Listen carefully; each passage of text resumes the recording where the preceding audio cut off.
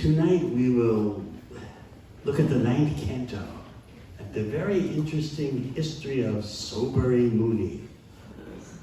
How many of you remember that history? Raise your hands. But we can never hear it enough.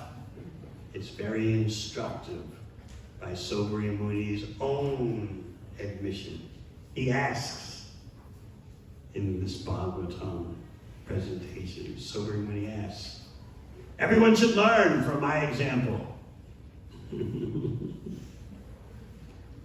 He thought deeply about what happened to him in solitude. He was demonstrating the need for self-analysis, for introspection. What have I done? Why did I do that? I won't do that again. What should I do now to correct my situation? So we'll chant verse 48, but first, before we get to that, we'll do a brief gloss of the preceding verses, just so the background is fresh in your mind. Om Namo Bhagavate Vasudevaya. Om Namo Bhagavate Vasudevaya. Om Namo Bhagavate Vasudevaya.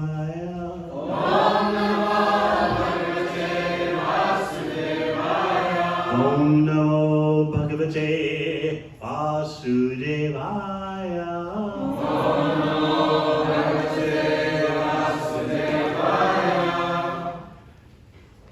So the 9th canto, this chapter describes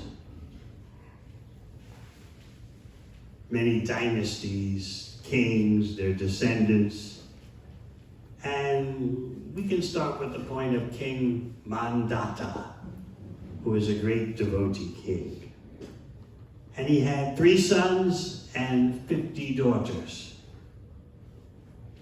So the rest of the chapter is going to deal with what happened to the 50 daughters because they got involved with Saubhari Muni.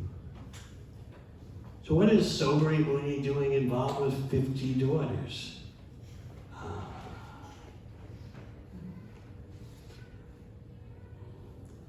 So Saubhari Muni is a mystic yogi. And he's engaged in severe austerities, living under the water in the river Yamuna. For countless years, you just live underwater, developing mystic powers far beyond what someone today could imagine. What do people think today are mystic powers? Bending a spoon with your mind, reading someone's mind. What a boring thing. But Saubhari Muni had mystic perfections. So, while he was submerged in the Yamuna River,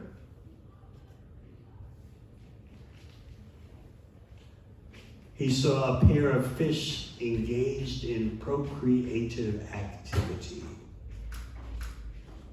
Just from seeing some fish engaged in, under the influence of the laws of nature, he perceived there might be a drop of pleasure there. Shukadeva Goswami says, thus he perceived the pleasure of sex life. So just by seeing 2 fish, he thought, could be something there. He saw a glint, and that's the way of so-called pleasure in the material world. It's a glint. Like when there's moonlight, very much at night, and the moonlight shines off of a piece of metal, and there's a reflection. So that is like the pleasures in the material world. They're reflections that have bounced off of something. The reflections have bounced off of matter. So they're very insubstantial and insignificant and very temporary. You want the actual moonlight, not reflected rays of the moon that have bounced off of some metal signpost or something like that. But somehow or other, in spite of all his severe austerities in developing yogic perfections, Saubhari Muni became attracted to this procreative activity of fish. So you might say, according to today's standards, you say, come on, Saubhari Muni, fish. But you see, he's not engaged in devotional service. So in spite of his severe austerities and penances, he doesn't have the true protection against the material energy.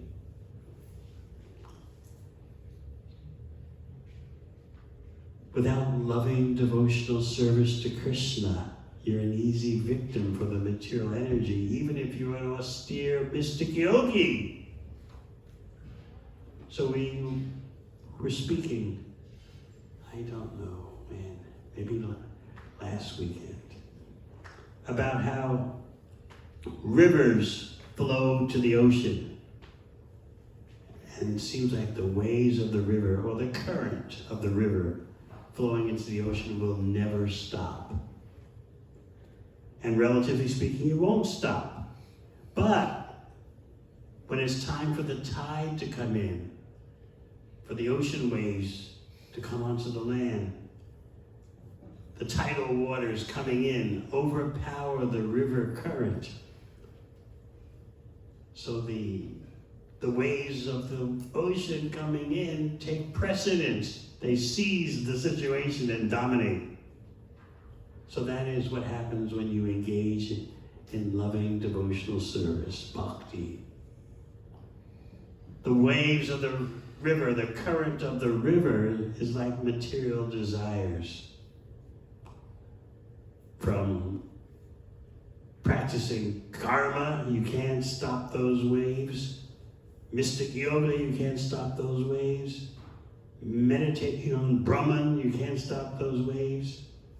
They'll just keep flowing, flowing, flowing, endlessly toward the ocean. But then, if the ocean, from its side, sends in the tide, the tidal waters overpower the river current.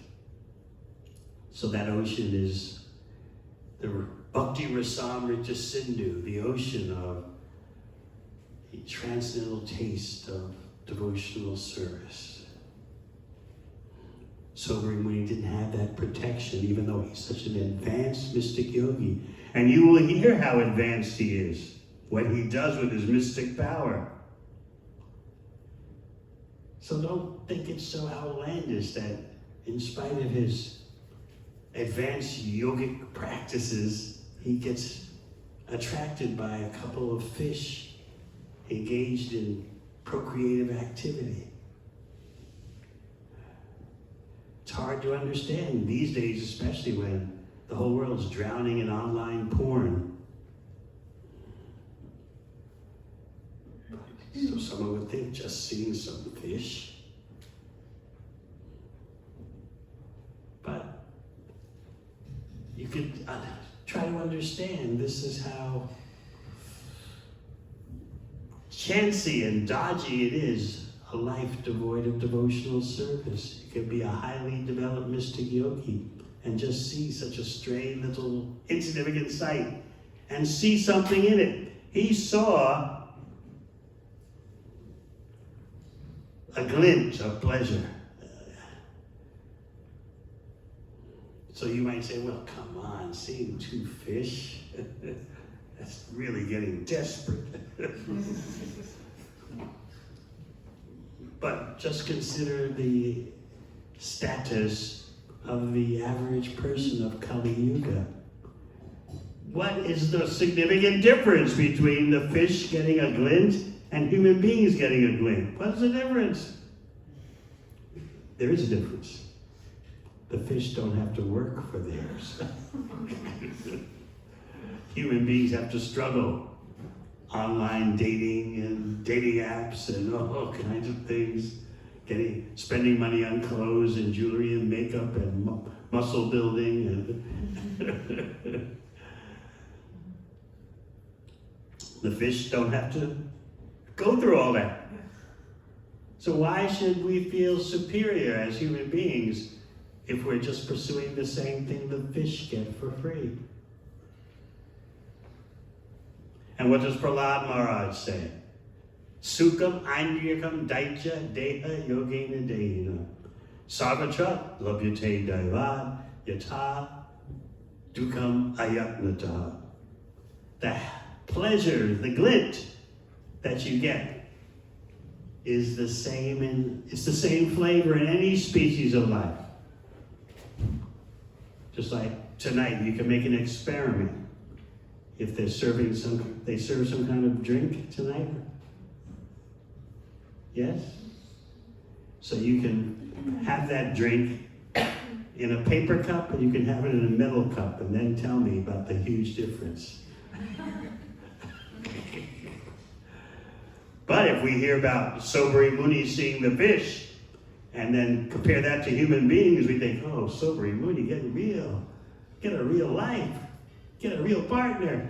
But the glint is the same. This takes deep contemplation of Bhagavatam to grasp, because it's so counterintuitive to our age of Kali thinking. So the Bhagavatam says, thus he perceived the pleasure of sex life, and induced by this desire, he went to see King Mandata. Why is he going to see King Mandata? He was going to beg to marry one of the king's daughters. So what was the king's clever response? He's a king, he's a diplomat. What would you do in such a situation? The king very strategically said, oh, Brahmana, any of my daughters can accept whatever husband she wants according to her own personal selection. In other words, good luck. They're not going to choose you. Not one of them will choose you. In this way, as I said, King Mandata got out of the situation.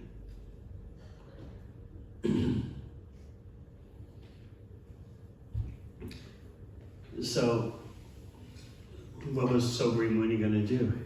He was agitated. He was, how do you say, in an acquisitive state of mind. But he analyzed his situation. He said, I am now feeble because of old age. My hair has become gray. My skin is slack. My head is always trembling. Besides that, I'm a yogi. Therefore, women do not like me. But the king has rejected me.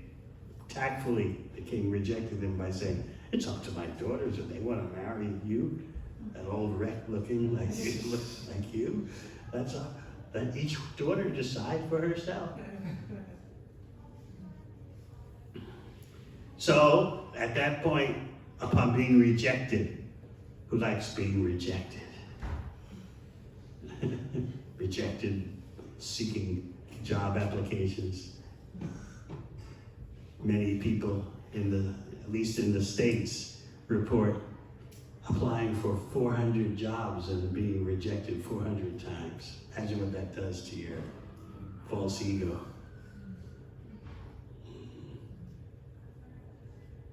Because of the online application system, applications are easy to send in, and rejections are easy to come back to you. So one after another, 400 times. What is it going to do to your confidence?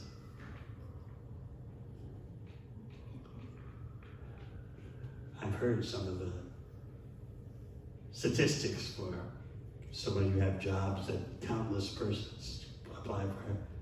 Vamshidhari Prabhu, how many people applied for your job? 100 and what? 117. And Sanjana Lashmi, you told me also some number? 350. 150. 350. Some people say this is the age of rejection. Another name for the age of coming. Some people, I don't know how they work, but these dating apps, and you keep sliding right. Yeah, you'll be a good one. Slide right. Nothing comes back, you're rejected.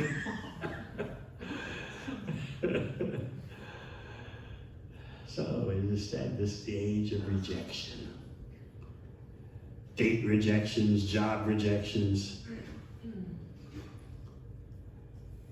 In the courts, it's not the same in New Zealand, but in the USA, it's university rejection. You want to go to a super selective university. Thousands upon thousands, tens of thousands of persons are applying to a super selective university in Ivy League that only has places for 1,700 students. So perhaps we should sympathize with Saubhari Muni. Here he is looking like a physical wreck. He's lived under the water for countless years. You can imagine what he looks like and what he smells like.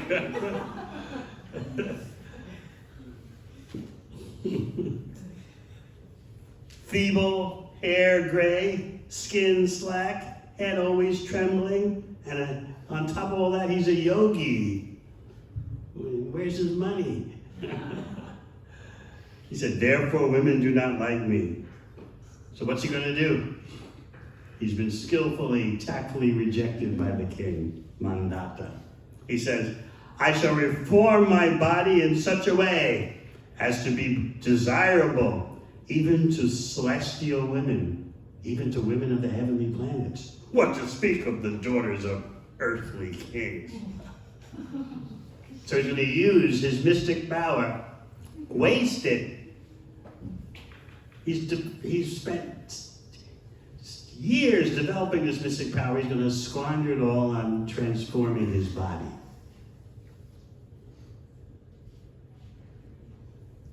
And what does he transform his body into? A young, beautiful man. So he went back to the palace of King Mandata in his yogi renovated body, looking like a handsome, gallant man, young man. So the palace guard saw him. He looked so handsome and gallant and full of virility. The palace guard said, come with me to the ladies' quarters. In other words, you're so qualified. You look so stunning. Please come with me. Let me escort you to the ladies' quarters. Take your pick. So Saubhari Muni, in his new body, went to the residential quarters of the princesses, which were extremely opulent, these residential quarters. All 50 of the daughters said, he's the one for me. All 50 of them. He's only one man, but all 50 said, that's my man. So what happened? Who remembers? No one remembers? They started quarreling amongst themselves, giving up their sisterly relationship. He is meant for me. No, he is meant for me. Leave him alone. He's mine. They all were arguing and fighting. Each one of them presenting herself as the suitable one, the suitable match. So there was a great disagreement. So what did Saubhari Muni do? He married them all 50. Where are they going to live? They're not going to live under the water. So what did he do with his mystic power, besides transforming his body into a stunning heartthrob movie star? He chanted mantras for materialistic purposes. He was expert in perfect mantra chanting. And so his mantra chanting combined with his stock of austerities resulted in opulent palaces, garments, ornaments, maidservants and manservants, parks with lakes and gardens, gardens fragrant with varieties of flowers, birds, bees. His home was all decked out with valuable beds, seats, ornaments, bathing arrangements, varieties of sandalwood creams, flower garlands, and palatable dishes. What do you think? He's set up. What do you think the 50 wives will think? This is fantastic. Thus surrounded by opulent paraphernalia, the Muni engaged in family affairs with his 50 wives. So using his mystic power, he exhibited a super excellence in material enjoyment. He chanted mantras for material opulence. Is this the perfection of life? Is this the purpose of austerities and mantras? But he's acting like he doesn't know the spiritual value of life. Whereas a devotee is not inspired by material opulence. Whatever you have, you use in Krishna's service. A devotee doesn't strive for material complications and intricacies. We try to become satisfied by having service.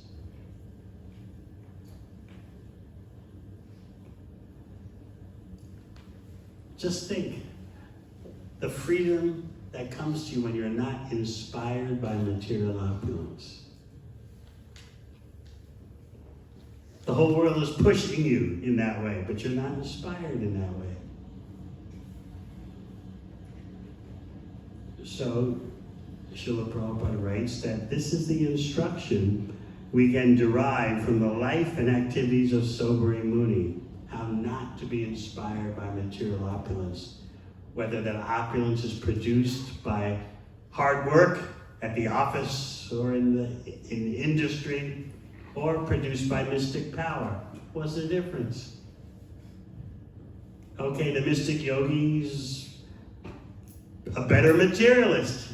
He doesn't work. She doesn't work. They just, with their mystic powers, create something. Still, it's all, whether you pay for it with a credit card or you pay for it with mystic power, you're just getting material opulence.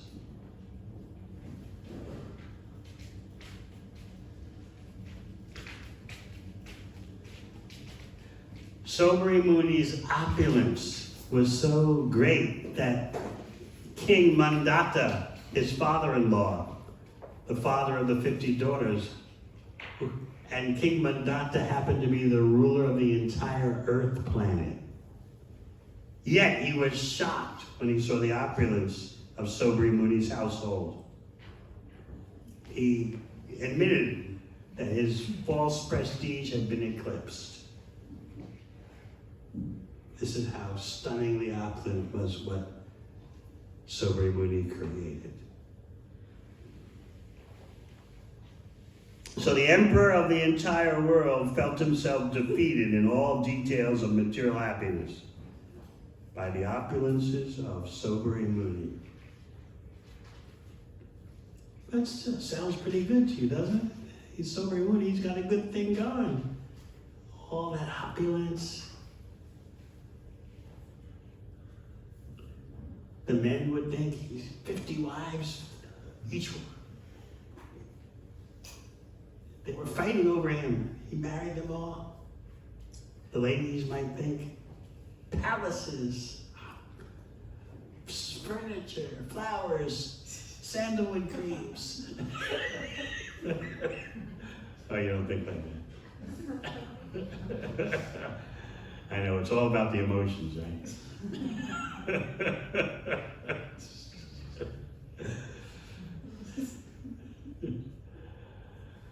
Last ones are on you.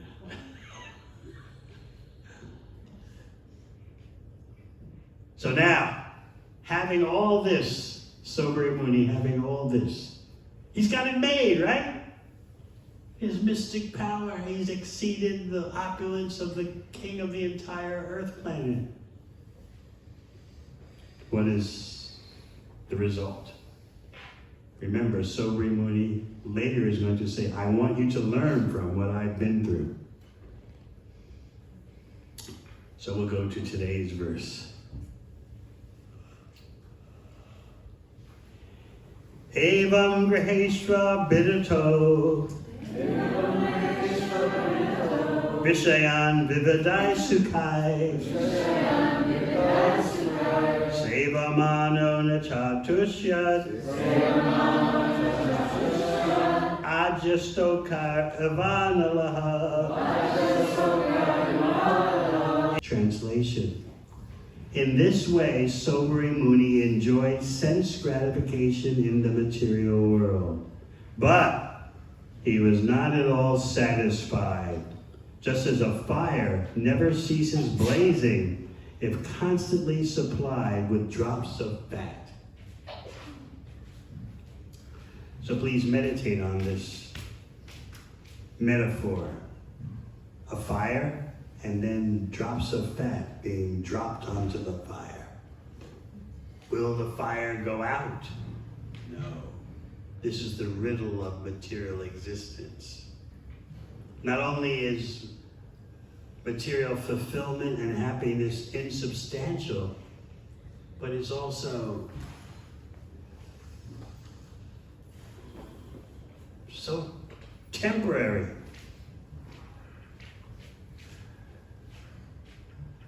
So Bhagavatam is teaching you the science of desire. And by hearing, year after year, it starts to sink in that there's no such thing as material fulfillment or satiation. I've often pointed out the strange thinking in Kali Yuga, in this age of darkness.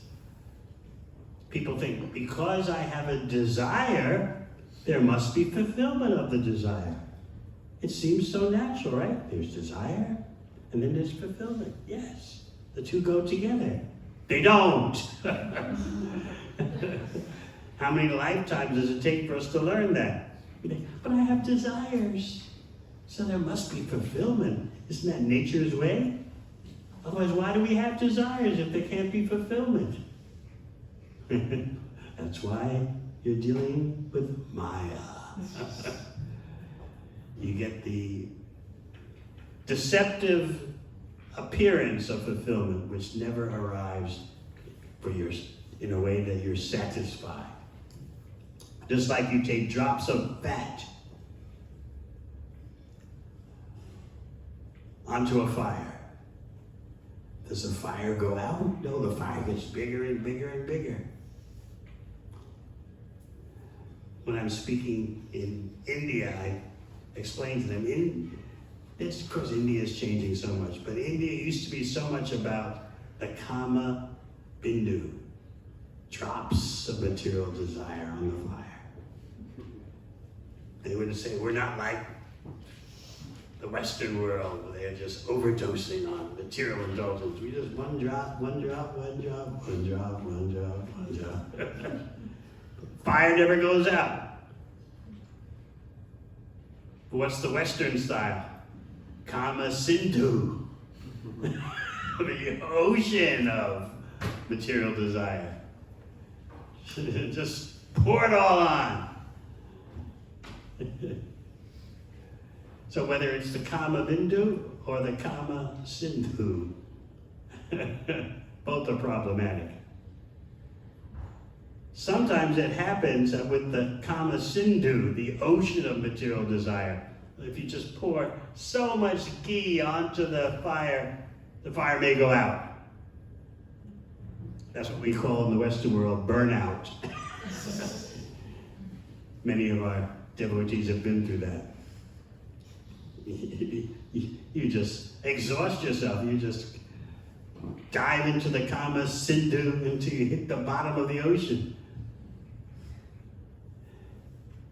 So it is possible that sometimes you can pour so much ghee on the fire that the fire goes out temporarily, and then later it roars back again.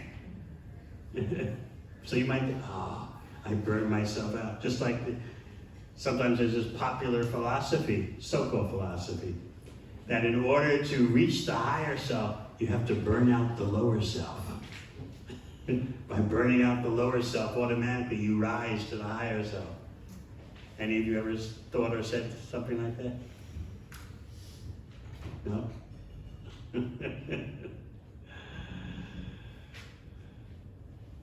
Burnout is simply burnout. But people say, isn't that the way you learn? This is the way you destroy yourself in the so-called learning process.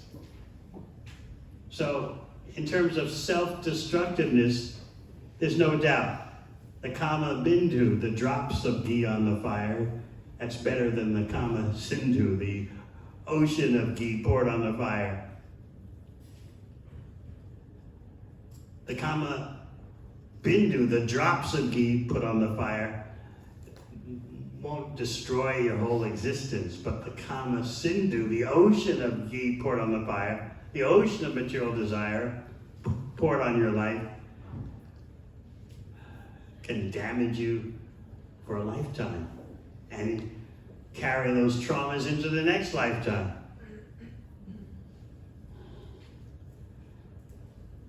So this example about Saubhari Muni, he was not at all satisfied, just as a fire never ceases blazing if constantly supplied with drops of fat. So we'll hear from Srila Prabhupada's purport. Material desire is just like a blazing fire. If a fire is continually supplied with drops of fat, the fire will increase more and more and never be extinguished. Therefore, the policy of trying to satisfy material desires by catering to one's material demands will never be successful. So again, remember the illusion? I have desires, so there must be fulfillment. If you have a desire, there should be a fulfillment of the desire. It goes together, right? It's not rocket science. You have desire over here, and then you have fulfillment. And so at some point they come together. Desire and fulfillment make such a cozy combination. In your mind, you put them together. That's the point, in your mind. But actually, so desire and fulfillment just pretend. They pretend. We're coming together. Desire, fulfillment, it's all going to be one package. Try again. Coming together. One package. Desire, fulfillment. Oh, it's coming together.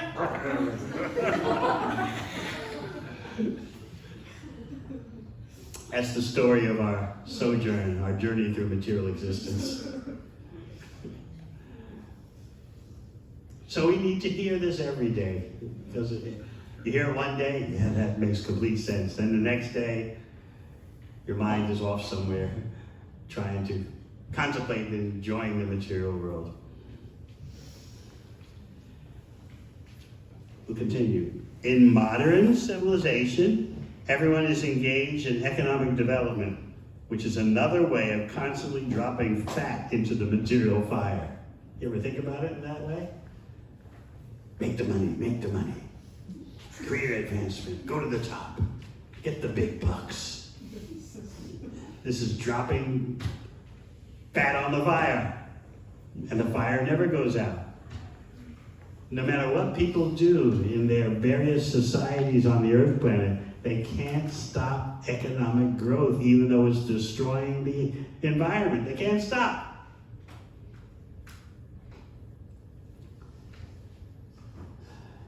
They may make little cosmetic adjustments like recycling plastic bottles or something like that. They can't stop the main thrust of their destructive activities. They could do so much just by stopping meat eating. They can't do that.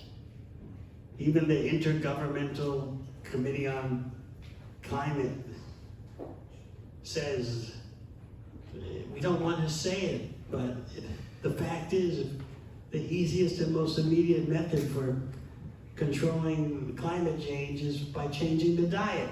But no one wants to do that.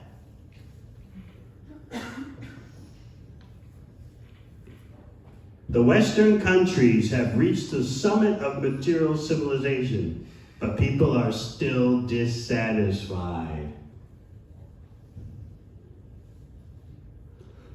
Real satisfaction is Krishna consciousness. This is confirmed in Bhagavad Gita, where Krishna says, Bhoktanam yajna tapasam sarvaloka maheshwaram suhridam sarvabhutanam gyatva mam shantam richtati. The sages, knowing me as the ultimate purpose of all sacrifices and austerities, the supreme lord of all planets and demigods, and the benefactor and well-wisher of all living entities, attains peace from the pangs of material miseries. One must therefore take to Krishna consciousness and advance in Krishna consciousness by properly following the regular principles. Then one can attain an eternal blissful life in peace and knowledge. So there is the goal, eternal blissful life in peace and knowledge. That means devotional service, using your senses for the pleasure of the master of the senses.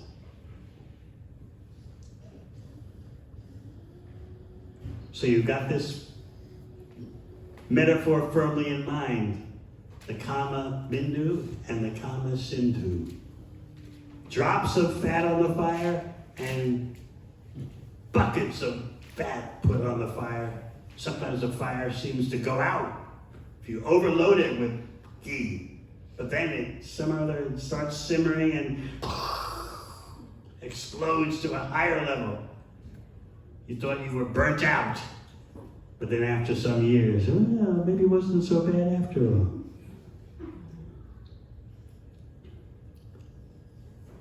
And then what about the Kama Bindu?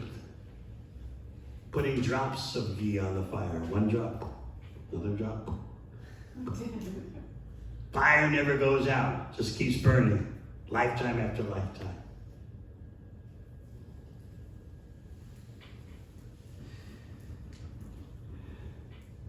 So what's going to happen? Saubhari Muni is not satisfied at all. Just like a burning blaze that has ghee drops put on it, is never satisfied. So one day, Shukadeva Goswami tells us, Saubhari Muni, the great expert in chanting mantras, which were used for materialistic purposes, one day he's sitting in a secluded place and he has a moment of self-reflection. Maybe some of you went through that as you began your Bhakti career. What am I really about? What am I trying to do? What am I pursuing? What am I chasing? How am I hallucinating? I tell so many 21, 22-year-olds, I say, just think, you've already done all the so-called pleasures that can be had in material life. You've already done that. You're only 21. What's there to look forward to? You've done all the intoxication. You've done all the lust affairs. There's nothing more to material life. Except make money and do those same activities in different places. That's it. Often they realize it. They hear that, I've done it all. There's nothing more. So now you begin your Krishna consciousness. That you haven't done. So take advantage of your temporarily burnt out status to engage in Krishna's service.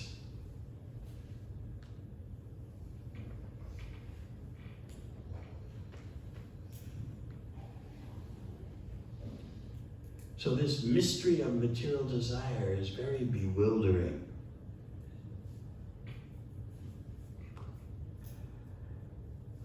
Just like Srila Prabhupada would give the example, there was one particular very famous sweet made in Delhi. And that very famous sweet made in Delhi makes those who have never had it lament. Oh, when am I going to get a taste of that special laddu? Oh, when am I going to get the taste of that exotic laddu? So those who never had it, they lament. And guess what? Those who've had it, they lament too. Oh, it burned my mouth. It took so much endeavor for me to drive through Delhi to this sweet shop that makes this special laddu. I struggled so much through the traffic, through the smog, through the lane driving. There's no lane driving. I got to the sweet shop, I bought that sweet. After such a struggle, it burned my mouth. It was sweet but burning. So those who've never had this laddu, they lament, oh, when are we going to have the laddu? And those who've had the laddu, they lament, oh, it burned my mouth.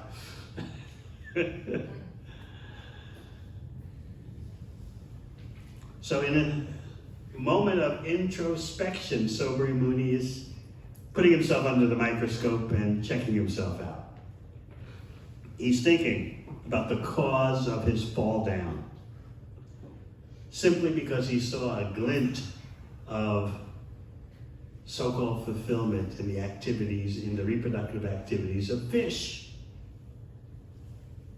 That shows you even you can be in a secluded place submerged underwater, but if you have bad association, you'll be affected. Now there's a backstory why Saubhari Muni was so weakened by seeing fish engaged in procreative activity. He had committed a Vaishnava aparad. He had offended a Vaishnava. Whom did he offend? Who knows? Garuda, the empowered carrier of Vishnu. Garuda was routinely hunting fish, which Garuda can do. He's a bird.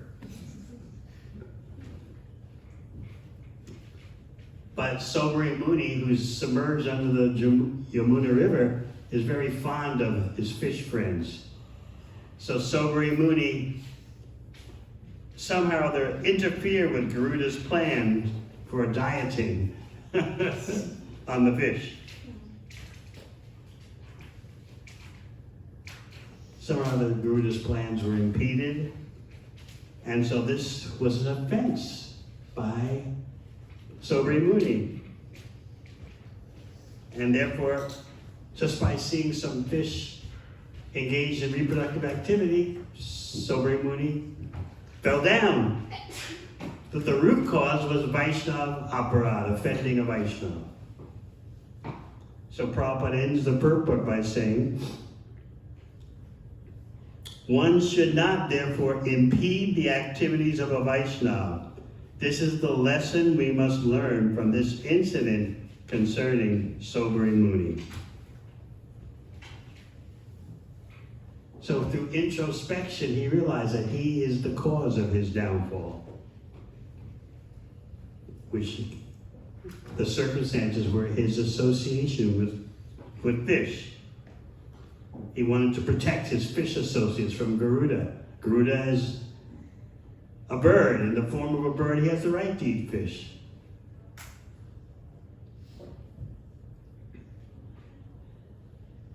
So Saubhari Muni says, everyone should observe this fall down and learn from it. I lost the results of my long austerities simply by association with the reproductive activities of fish. I was living in the depths of the water, observing all the rules and regulations that saintly persons practice for a long time, and I blew it all. I lost it all. So he's instructing, learn from what happened to me and look. Everyone should observe what happened to me and learn from it.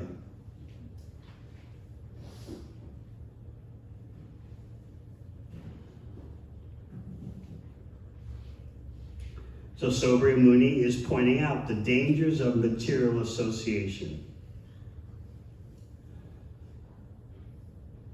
By associating with those who have a desire, a lust for life, desire to lord it over material nature, to enjoy the temporary material world, you become affected, you become contaminated. This is what Saubhari Muni is demonstrating. It could be humans, it could be fish, but if you're in that acute enjoying state of mind, you can easily be lured, allured. So we hear in another purport, if one wants to live in association, he must live in the association of devotees. Tandara Charana Sevi Bhakta Sanivas Janame Janame Hoy Avilas.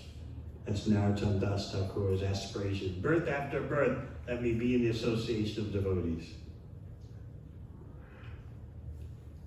The Krishna consciousness movement is creating many centers just to create devotees so that by associating with the members of such a center, people will automatically become uninterested in material affairs.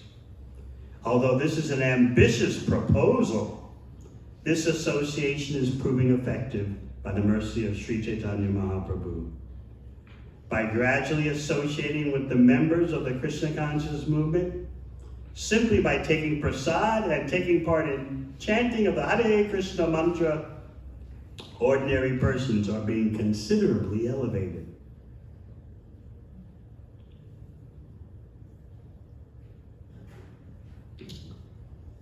And Prabhupada also points out, a secluded place is also not secure unless there is good association. So the Krishna consciousness movement is creating many centers just to create devotees, so that by associating with the members of such a center, people will automatically become uninterested in material affairs. So this is a very ambitious proposal. You can see that today even more. But it's possible by the mercy of Lord Chaitanya. Just like Sunday, I was seeing all the guests so happy, taking prasad, chanting. They don't know it, but they're associating with devotees. And their aspirations, their desires are changing. Just like so many of you walked in the door and your aspirations started to gradually change, even so imperceptibly.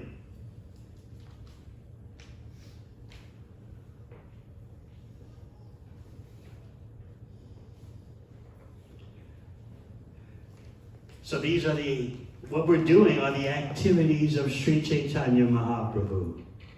The chanting, the dancing, the taking prasad, discussing Bhagavad Gita, Srimad Bhagavatam. These are the activities of Lord Chaitanya. Because the activities are the same, therefore, this is the same movement as the movement of Sri Chaitanya Mahaprabhu. Because the same activities are going on.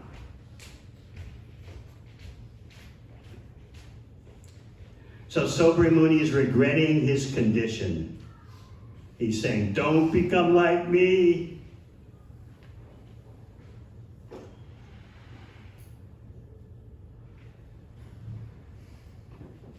He continues his lamentation. In the beginning I was alone and engaged in performing the austerities of mystic yoga. But Later, because of the association of fish engaged in sex, I desired to marry. Then I became the husband of 50 wives, and in each of them I begot 100 sons. And thus my family increased to 5,000 members. Each of the 50 wives had 100 children. You might say, oh, this is mythology. Because it can't be done today. Anything that can't be done today is considered, when you read it in the Vedic literature, mythology. Because human beings are so weak today.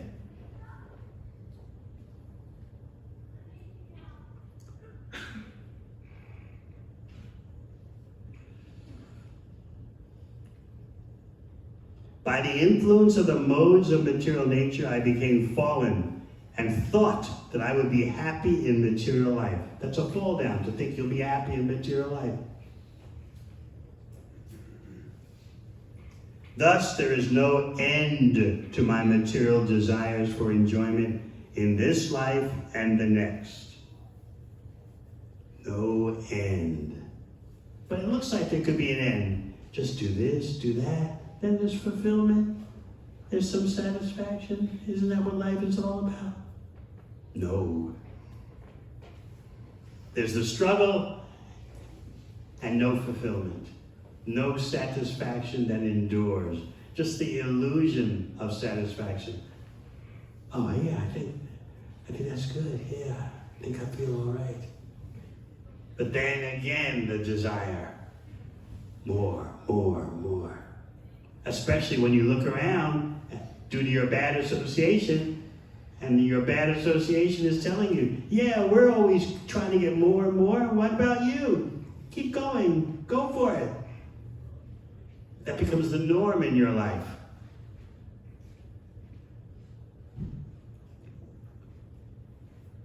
So Saubhari Muni says, thinking that enjoyment is the goal of life, I obtain no end to desires for performing activities for material enjoyment in this life and in the next life.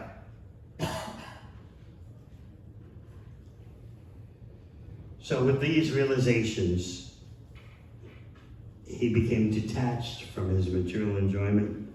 He accepted the Vanaprastha order and went to the forest. Now I might say, what happened to his wives? All 50 of them.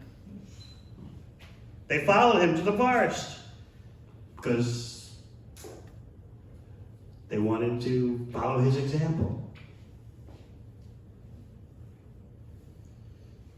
So he gave up his body in the forest and went back to Godhead. He had straightened himself out. And his wives went back to Godhead too, because they followed his example.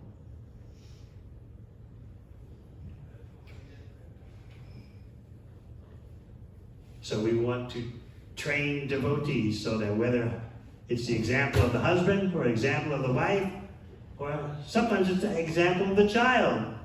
I know cases where the parents dropped their bhakti, and then when their child became older, and as a teenager, the child said, hey, what are you guys doing? How come you're not chanting Hare Krishna? I know examples of that.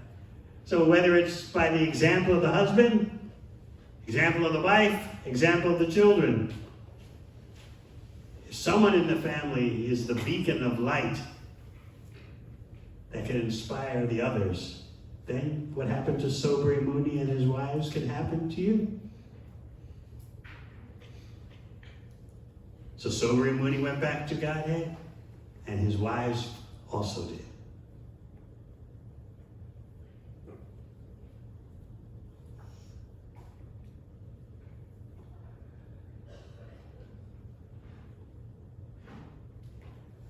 All right, any questions?